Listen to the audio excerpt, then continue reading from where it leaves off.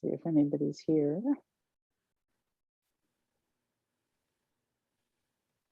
We are very punctual. So We got one.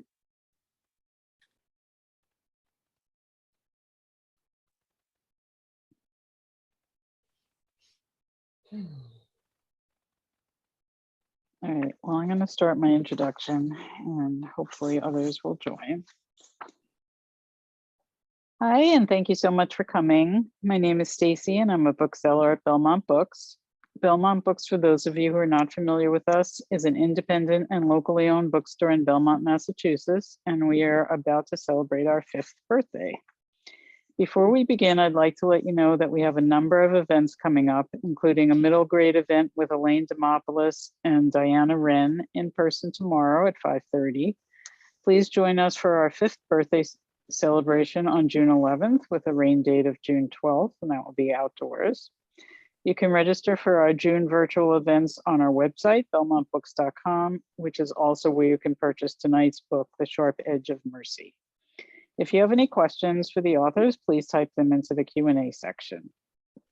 We're very excited to welcome Connie and Lynne. I want to tell you a little bit about them, and then I will turn the event over to them. Connie Hertzberg Mayo is the author of The Island of Worthy Boys, which won the 2016 Gold Medal for Best Regional Fiction from the Independent Publisher Book Awards and was the One Book, One Town read in Sharon, Massachusetts. Her latest novel, which came out this month and the subject of tonight's discussion, is The Sharp Edge of Mercy.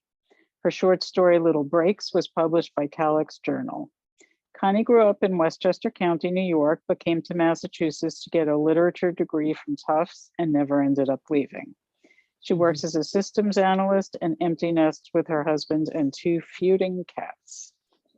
Lynne Reeves Griffin is an internationally recognized family counselor and novelist. She has taught family studies at the undergraduate and graduate levels and teaches writing at Grub Street. Lynne's short fiction, essays, and articles have appeared in numerous magazines and journals. Her novel, The Dangers of an Ordinary Night, came out in November. She's also the author of Girl Sent Away, Sea Escape, and Life Without Summer, as well as Let's Talk About It, Adolescent Mental Health and Negotiation Generation. Lynne lives outside Boston with her family. And without further ado, I will turn the event over to them. Thank you. Well, this is exciting. I can't wait to hear all the behind the scenes information about The Sharp Edge of Mercy, which I read in digital form. all right, and I have in non-digital form. And here, you have, so you have. actually it's out in hardcover too. I have one hardcover downstairs. So Good, good. You know, I actually really like that when books come out in all formats so that readers can choose what suits them. It used to be that everything came out in stages, and it's so nice that it just comes out and people can get the form that they like the best. Yeah. So that's great. So I was really excited when you and I talked about doing an event together because I started my career as a registered nurse, and I went on to get degrees in counseling and so on. But I started in healthcare, and your book is all about healthcare. And so I'd love for you to start off by giving us like an overview of what the book is about. And then, you know, we'll just go back and forth with a conversation about what you're trying to accomplish and what kinds of issues. The novel raises so many relevant issues that we could be talking all night. So give us a little bit of an overview. okay, so the story is set in 1890 in Manhattan at the New York Cancer Hospital, which was the first cancer-only hospital in the country and the second in the world. There was one in London a couple years or decades before. And the story centers around the protagonist, Lillian. She's young. She's 19, but she's, you know, back then you were an adult and working at that point. And she, at the beginning of the novel, has secured a job as a nursing assistant at the New York Cancer Hospital. And being 19, she sees things very much in black and white, and she thinks she understands the world, and she's very headstrong and pretty confident. And she enters this world of working at the hospital where there's a lot of gray area when it comes to medical ethics. And she's got a lot of learning to do, And she also encounters a surgeon there that sort of draws her into a relationship that at first she thinks she understands, and then she sort of maybe realizes that she doesn't. So she has a lot of growth during the story, and it sort of all centers around her experiences at the hospital. Excellent, excellent. So to dive right in, I think it is really interesting to me that she was 19, because she does come off much older in some ways, because she's responsible for taking care of her disabled sister. She's responsible for her own finances. She's responsible for her own lodging.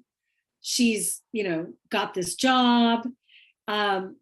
And so you're right, she comes across equally mature and naive, which is really, really interesting. And I think you did that really well.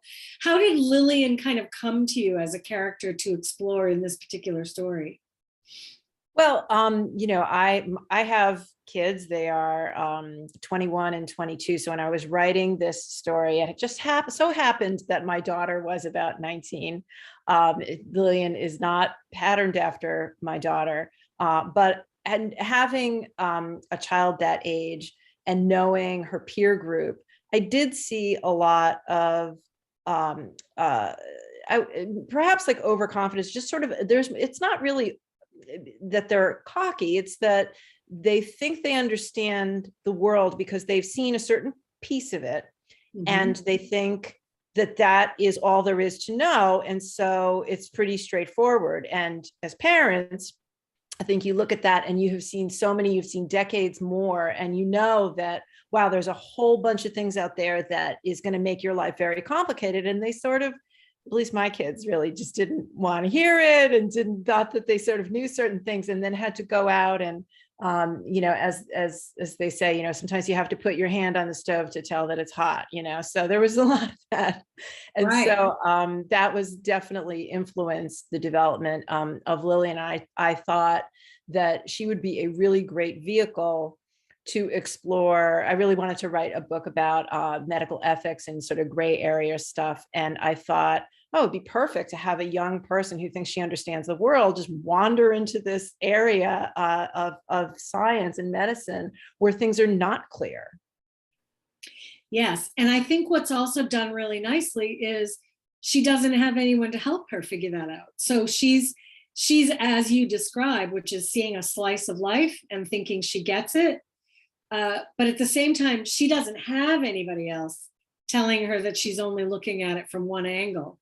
And yet, her heart leads the way. And I think she makes a lot of decisions with her heart. So that makes her very endearing. She's an endearing character in that way.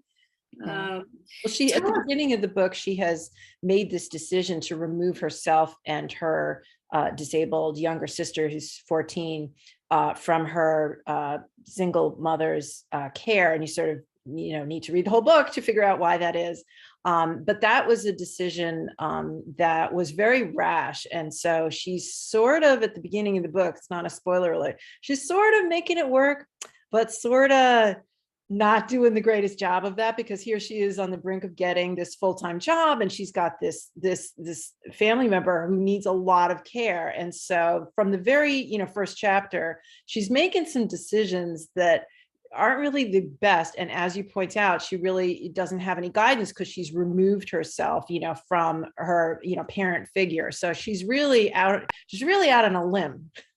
Right. But you know what? So many of these issues that she grapples with feel very contemporary. So even though this is 1890s, it's very contemporary. And again, not a spoiler alert, but early in the novel, she has a caregiver for her sister who's, really asleep at the wheel, but she's the best she can do. And my heart really went out to her, because I feel like a lot of women still today are in a position where they're having subpar childcare because that's the best they can do. Yes. And I felt like that really felt like it was right now. Yeah. Well, I was very interested one of the things I wanted to explore in a smaller way was just caring for disabled people. Like, how did that work back then. I mean, it's not easy today. It must have been a lot harder back then. And so that to me sort of added a little bit of, sort of spice to the story about like how not only is she just taking care of her sister, but it's her sister who is blind and who's cognitively impaired because she's had scarlet fever. So how does that work? Not very well, at least at the beginning. Exactly. So this novel touches on issues of race. It touches on the sort of corrupt sense of healthcare and really how person driven it was, and I think still is. It talks about gender equality. It gets into the whole idea of class. How did you decide to put all of these, like I said, very contemporary issues inside this story that is set, 100 years plus in the past? Well, the answer is it wasn't the original plan. It's not like I said, oh, I'm going to talk about racial disparity and gender power imbalance and everything. It was really just supposed to be a book about medical ethics. And then as I was writing it, felt like there were these opportunities to bring in what you might call like a lot of my, pet progressive issues.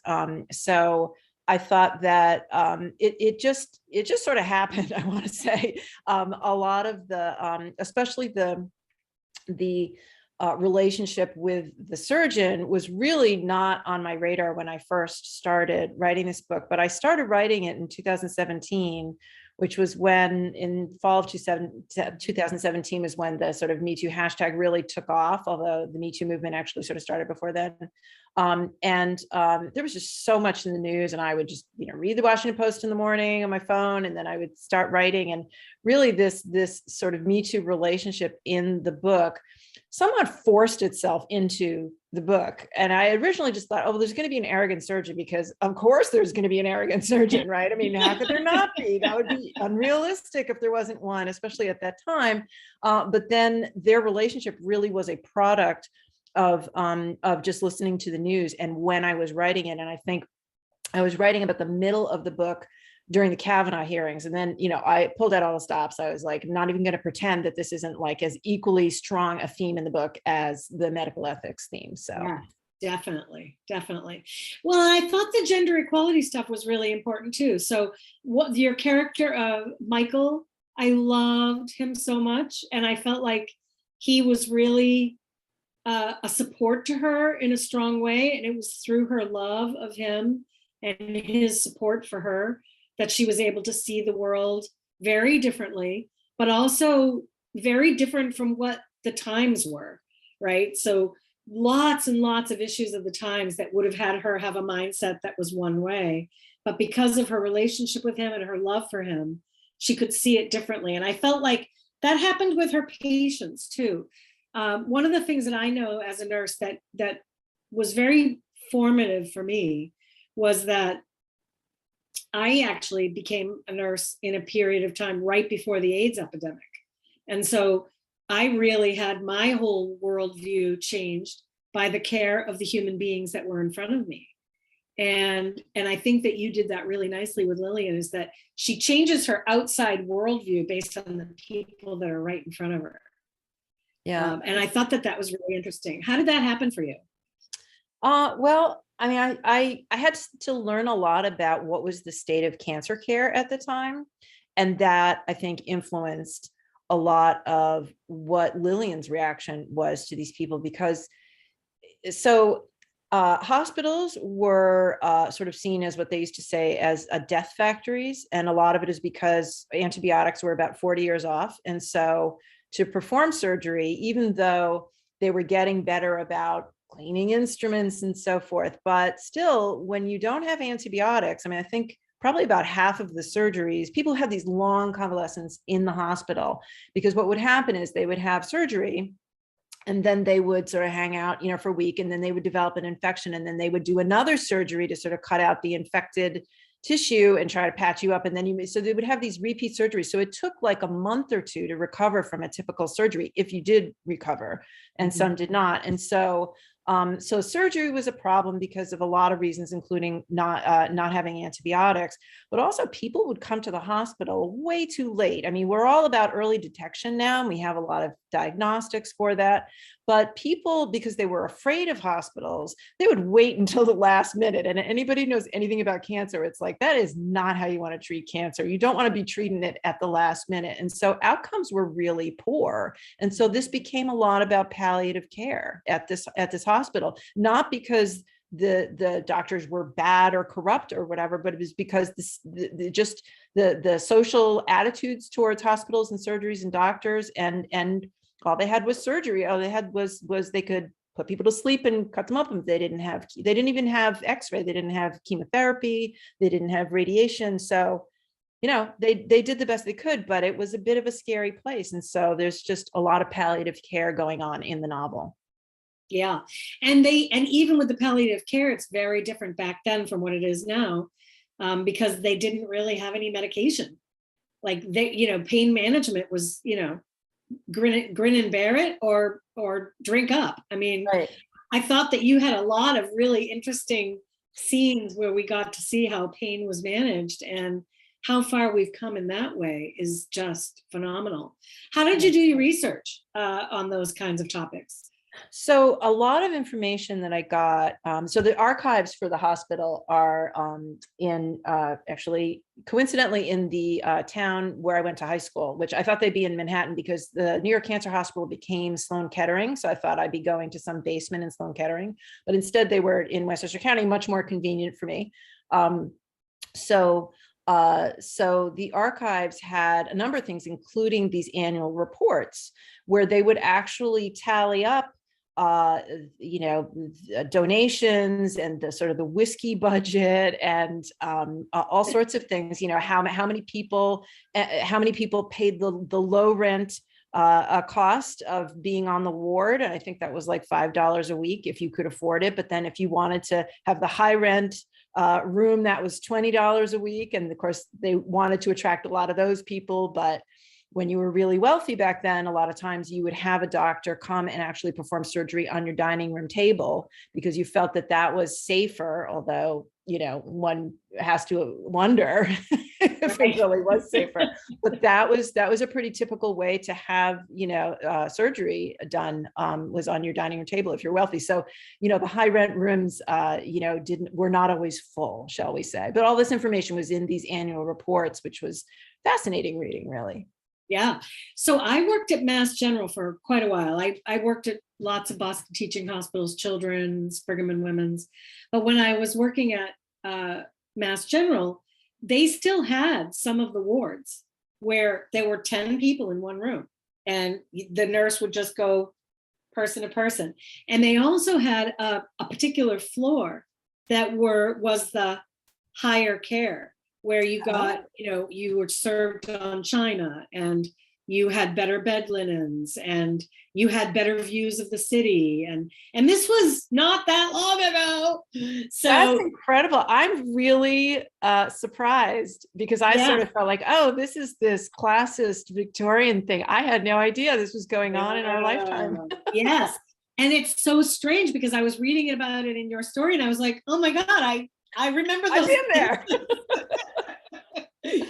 So yeah, I mean, it's not, I would imagine, and I think it is true at Brigham and Women's that there's like a posh floor and that's where celebrities go and that's where political people go and there's more security and there's, more amenities. And so it's not really unchanged, except of course the standard of care is better for everyone. Right. Yep. But very, very interesting stuff. And you paint that so vividly. I felt like I was right back there. Oh, excellent. Yeah. You also included photos in the book. Tell me about that. Yeah, so there's not too many photos. There's only two interior shots that I could find. One was of these, they had these circular wards. If you see the building from the outside, it's fancy condos now on Central Park West, but it's a sort of a French Renaissance kind of building with these round turrets. There are, I think, 4 big round turrets, multiple stories, and it was it was designed this way as a hospital. And if you imagine these big round rooms with the beds like spokes on a wheel, all pointing to a central ventilation shaft, right? So this was supposed to be this, dirt can't collect in the corners kind of thing. So there are some exterior pictures of the building, and then there's it's now that it's fancy condos, there's also exterior pictures from today, and it looks exactly the same, which is really cool. That It's really it breaks my heart when older buildings that have a lot of charm are just sort of razed, and something ugly goes in its place. I like old buildings, so I was thrilled to know that it still existed. So absolutely, and it's really breathtaking architecture too. So it's really cool in that regard. I don't know if I'd want to live there though, with all the stories of what happened in there. Yeah, like some people, if you Google it, some people are like, it's haunted, I know. I wondered about that. Is it haunted? I don't know. It wouldn't bother me. But they also had connecting. There was sort of a women's ward and a men's ward, and connecting. So not sure that the men's ward actually ever opened because they had all these financial problems. But there is a chapel that connects them, and it has been restored to its sort of original grandeur, and it is just beautiful. If you see pictures like on the internet, it's just unbelievable, and it just reminds me that when they built things back then, there was just a attention to detail that you don't often see, especially in this kind of building. Like I feel this way about the Boston Public Library too. I mean, it's just, for a public building, it's just like a palace, and I love that place. And they don't do that anymore. So I love when they preserve these old, beautiful buildings. Right. Well, it clearly felt like part of the inspiration, and it must have really been helpful to you because setting plays such a strong role in what she was doing. I don't want to give too much of the story away, but Lillian has to make some life and death decisions in this. And I think that you want to get into a little bit about what you were about when it came to that. Yeah. So, I think that the issues, when I started out writing the book, I didn't have like a little, oh, here's my 3 issues that I want to talk about, but I was just generally interested in end of life decisions, in issues of consent. That's a big change between back then and now. So when you were going into surgery, hopefully nowadays your surgeon will talk to you about what to expect and what will be your recovery. And as far as I can tell, there was just sort of none of that. I mean, you really had to trust your doctor as God, and that they would do whatever they thought was appropriate without really knowing, like, are you going to use that arm, or, do you need that arm for work or whatever? So I think that was yet another reason people didn't really want to go to surgeons and go to hospitals. So I definitely wanted to talk about and ended up talking about issues of consent. But, end of life care was very, you couldn't sort of get away from it, given that, you're dealing with a hospital that's dealing with mostly terminal people. And so there were, not a lot of great options back then. I'm not sure that there's a lot of great options for terminal care now. Some things have changed, some things have not changed, and it just so happens. So I wrote this book over like a 2+ year period. And it happened that both of my parents passed away during the time that I was writing this book, one of them from cancer and one from Parkinson's. And so just like the news stories about the Me Too stories that were coming out were influencing what was going into this book, I'd be lying if I said that it wasn't influential, that I was, sort of witnessing this happen, with my parents, sort of one 18 months after the other. So end of life care was very much on my mind as I was writing this. Absolutely. Absolutely. I give you my condolences. I know that that's such a hard thing to experience with your family.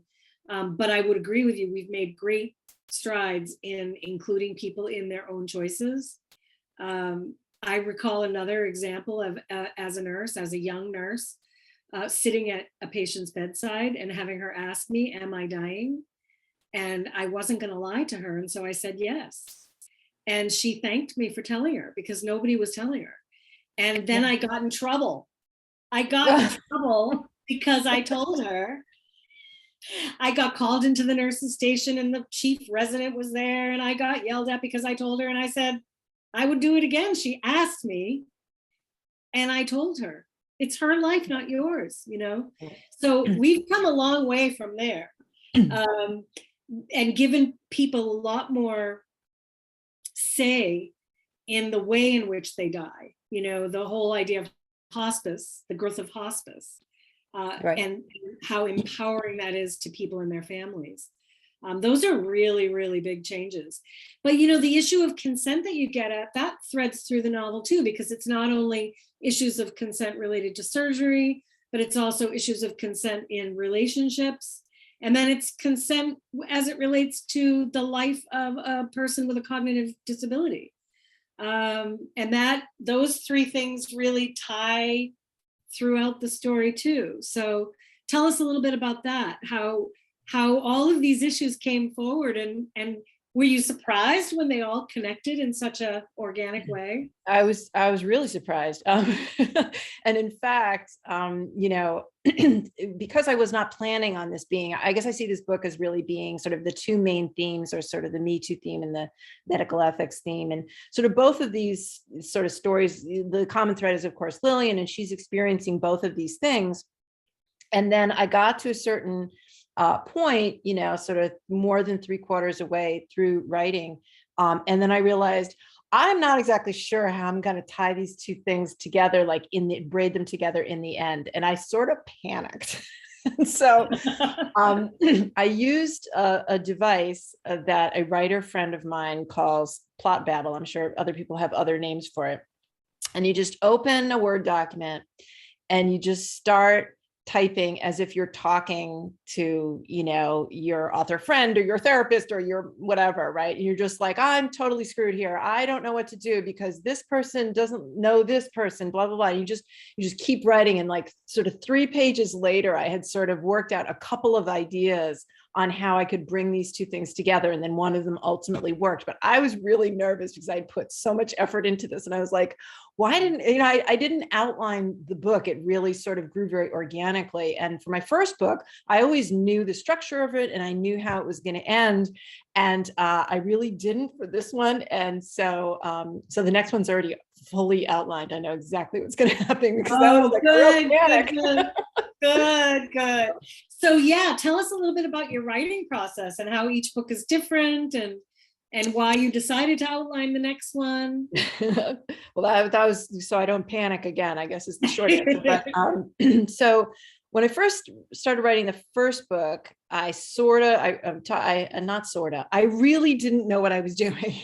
And meaning I didn't know how long it would take. I didn't know if I would finish. I knew nothing about the publishing industry. I was just a complete noob with a literature degree. And so I sort of figured all that out. It took me a long time. It took me over 3 years to write the first draft because of course I had, you know, kids. My kids were like sort of middle school age at that point. And then I went through that whole process, published that book. And then once that book was published, I think like about a year later, I'm like, you know, I think I could do this again. And I started writing The Sharp Edge of Mercy. And I thought, well, this is going to be easier because I already did one and I know I could do it, right? But actually, in a way, there are ways in which it was harder because I knew what was coming and I knew how long it would take. It took shorter than the first one, but it was still a long time. And I also knew about, you know, the difficulty of sort of, you know, at that point I had an agent, but of the difficulty of trying to get an agent, trying to get a publisher. It's tough. And it just every year it just gets tougher. Right. And so it was harder for me. I thought I'd be more confident. And in a way, I was less confident because I was less ignorant about what was coming. So it definitely colors what I'm going to do with the third book, which I'm really, if I do write it, I know exactly what it's going to be about, but now I'm sort of like, I know how much of my life it takes.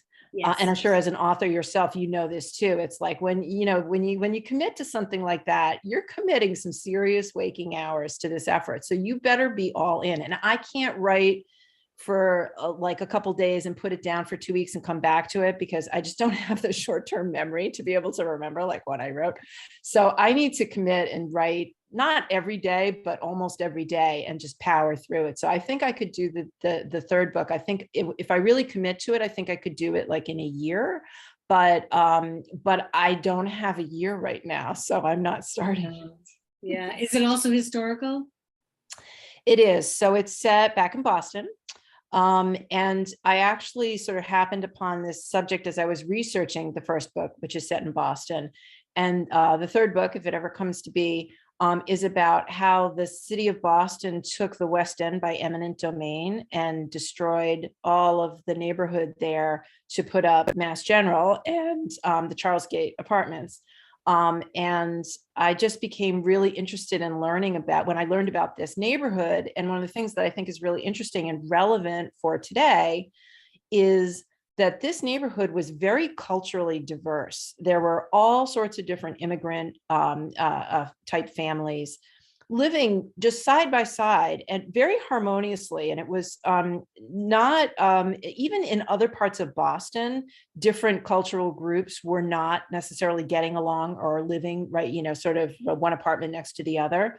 But the West End was just very diverse and a very, it was destroyed in 1958. So there are people still alive who remember growing up there and say that it was a really warm and caring and safe place where you just knew people of all different nationalities. And I thought, that's a tragedy, because, we could use more of that today. And so I really wanted to tell a story about this neighborhood and what it was like, according to, sort of firsthand accounts. And then also, when the city of Boston, it's not like they're these evil people saying, how can I just displace as many people as possible? They had some good objectives in the beginning, and I think the process really got away from them, and they were supposed to have the people who were living in the West End be able to come back, because they were supposed to build affordable housing. And then somehow the plan changed, and then the housing that was there was not affordable, and these people could never come back. And so I'm choosing to think that they didn't know that they were going to hoodwink these people in the beginning, that the mission changed somehow during this sort of multi-year experience. And I want to tell that story too, about how maybe there's a young idealistic person on the commission who thinks we're going to be doing really good things for Boston, and then becomes disillusioned when the mission changes, and he gets to know some of the people in the neighborhood and understands what the impact is going to be to those people. Wow, that sounds great. It also sounds like it really aligns with how you're taking these contemporary issues, but looking at them historically and getting us as readers to ponder how far we've come or not, what's changed or not, and how really history does repeat itself, right? Yeah, I mean, I think people today are, a lot of people are struggling with, how big do I want government to be? Whether it's your federal government or your local government, there's not total agreement about how much government is good for people. And so here's a case where I think the case can be made that this might have been a little too much government, at least for the people in that neighborhood. And it probably did very good things for Boston, which was having really tough economic times at the time. And, did it revitalize Boston? Yeah, maybe, but like at what cost, what human cost? And so to me, that's interesting. If there's a story there's a really bad guy and a really good guy, I don't think that's very interesting. Like, I don't like to read that. It's sort of, I like when people are good and bad at the same time. Then it's like, that's something to think about. Because that's more realistic. Like we're all, deeply flawed and also generally good. And it's the battle between those two things that makes interesting stories. Yeah. I've always felt like if people say, your characters drove me crazy, but then I saw why they did that. I think, well, then I did my job, because you don't have to like them, but you do have to be able to empathize with them and understand the complex choices they're faced with. That's really interesting reading to me. Yeah, I mean, I've been fascinated by this idea of the unlikable narrator. And I feel like I've seen it done not very well, where it's unlikable and it's like, nah, I don't want to read this because you're unlikable. But if you can write a story with a narrator who's like really more flawed than not, and pretty unlikable, and yet you still as a reader just have to keep reading, that is really quite a trick. And I don't know, if I ever, get my chops really down, maybe I'll attempt that, but probably not, because it seems really hard. Yeah, it is hard. I think it is hard, but I think you've got very fleshed out characters in your story too. So I've got just a couple of other questions. When you mentioned the idea that writing is, a commitment of many waking hours, my first reaction was, and also many sleeping hours, because I don't know about you, but I think about my book like even when I'm sleeping, which is really exhausting. So what's your regular routine like? Do you have any suggestions for writers? So when I started writing The Sharp Edge of Mercy, it was just when my daughter was going off to college. And I knew that I would be committing to basically sitting in a chair. And then since I'm a systems analyst, I also sit in my chair for work. And I thought, holy cow, my body's going to fall apart. So what I did, and I would recommend it if you can handle it, is I had never belonged to a gym before, but I actually joined a gym at the same exact time that I started writing this book, so my schedule was, I would work out first thing in the morning, and then I'd be ready, showered by like 9. And then I would write from say 9 to 11. And then I would work from like 11 to 6. I only work 30 hours a week or 25 hours a week at the time. So that worked out well. If you work full time, it's going to be a lot harder to do that. But that ended up working really well for me. And I don't keep really strict to a writing schedule, but I wrote a lot of The Sharp Edge of Mercy in that pattern, and it worked well for me. And had I not done the working out at first, I don't think I could have done all that sitting. Or if I did, I'd get up and be like, oh, I can't move. So I have a Fitbit that tells me to get up and move. So yes, yeah. So I mean, if you're out there and you're a 35-year-old author, you don't have to listen to me at all. But boy, if you're 50, man, it's a good idea to try to work in some physical activity if you're taking on a very sedentary task like writing a book. And I would go out and write and work out scenes in my mind too, and then come back and I would go out and walk and think about stuff, and then I'd come back and I write it. So that works too. Yeah, great. That's excellent. Wonderful.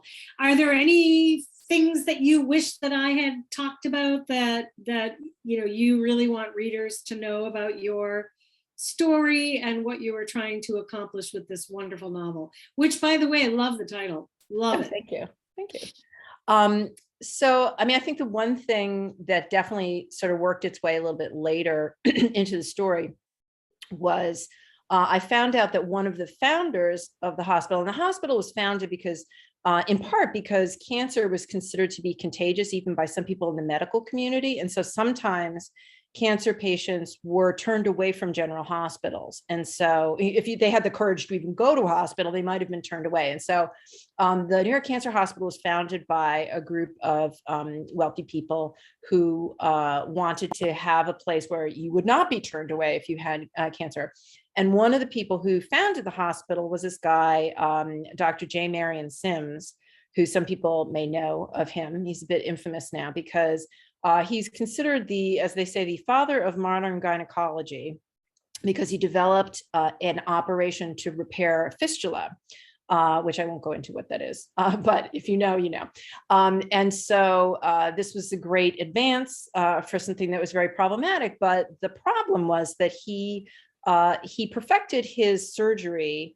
This is in the 1840s in Alabama on slave women without anesthesia, even though anesthesia was available.